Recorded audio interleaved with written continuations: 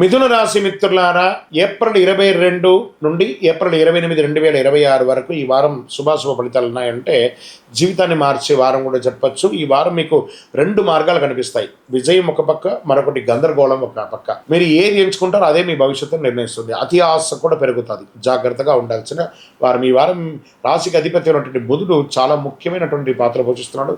మీ మాట, మీ నిర్ణయం, మీ ఆలోచన ఇవన్నీ ప్రభావితం అవుతాయి. కేతు ప్రభావంలో కొంత కన్ఫ్యూజన్ ఉంటుంది. క్లారిటీ ఉన్న వారికి గెలుపు, లేకపోతే నష్టం. ఉద్యోగంలో ఉన్న వాళ్ళకి ఒక ముఖ్యమైనటువంటి బాధ్యత వస్తుంది. ప్రభుత్వ ఉద్యోగంలో, ప్రైవేట్ ఐటీ సెక్టార్లో ఉన్నవారు కమ్యూనికేషన్ స్కిల్స్ వల్ల గ్రోత్ వస్తుంది. మీ మాటతోనే మీరు ఆపర్చునిటీని క్రియేట్ చేసుకుంటారు. మీ మాటతోనే మీరు ఆపర్చునిటీస్ పోగొట్టుకుంటారు. రెండు కూడా. జాబ్ చేంజ్ చేయాలనుకున్న వారికి ఈ వారం మంచి కాల్స్ వస్తాయి. ఇంకా వ్యాపారం చేస్తున్నటువంటి వారికి మార్కెటింగ్ కమ్యూనికేషన్స్ వల్ల లాభం. Online, e commerce, digital marketing ఇవన్నీ కూడా మీకు చాలా పెరుగుతుందని కూడా చెప్పొచ్చు. ప్రత్యేకంగా గ్రోత్ ఉంటుంది. డాక్యుమెంటేషన్ చదవకుండా డిసిషన్స్ మాత్రం ఏది తీసుకోకండి.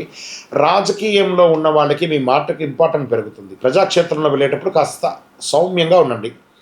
రియల్ ఎస్టేట్లో ఉన్న వారికి డీల్స్ స్లోగా జరుగుతాయి. పేషెన్స్గా ఉండండి. ఈ వారం క్లోజ్ కాకపోవచ్చు, కానీ డీల్స్ డిస్కషన్స్ అయితే జరుగుతాయి. కుటుంబ సంబంధంలో మిస్అండర్స్టాండింగ్ రావచ్చు. మీ మాటల వల్లే సమస్యలు లేదా పరిష్కారం వస్తుంది. Think before you speak. ఈ వారం మీకు ముఖ్యమైనటువంటి సూత్రంగా పెట్టుకోవచ్చు. అది షేర్ మార్కెట్లో ఉన్నవారు క్విక్ డిసిషన్స్ తీసుకోవద్దు.